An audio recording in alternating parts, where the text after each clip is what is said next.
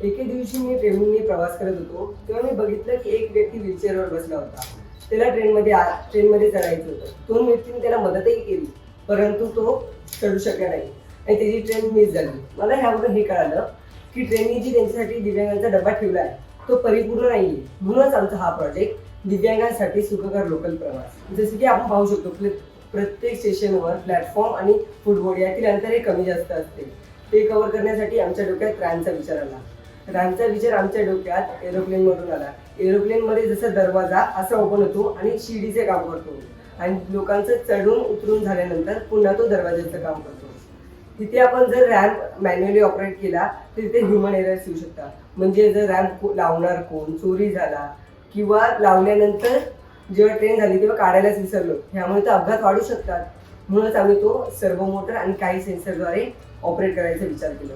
तिथे आम्ही प्लॅटफॉर्मवरही काही चेंजेस केले आहेत.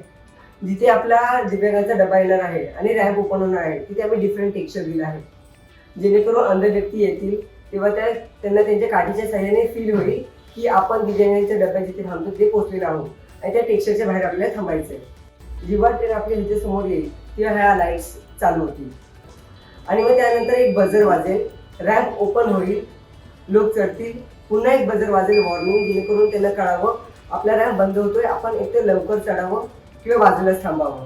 समजा कोणत्या तरी सेन्सरमध्ये बिघाड झालाय म्हणून आम्ही ह्याचा कंट्रोल मोटरमॅनकडे ठेवला आहे. म्हणजे जेणेकरून जर सेन्सर खराब झाला असेल तर तो त्याच्यासमोर असलेल्या स्क्रीनद्वारे ही रॅम्प ओपन आणि बंद करू शकतो. एखाद्या वेळेस व्यक्ती चुकू शकतो पण आपली मशीन चुकणार नाही आणि चुकली तरी आपल्याकडे ही व्यवस्था आहेच.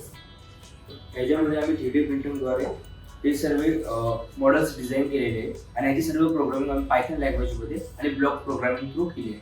धन्यवाद.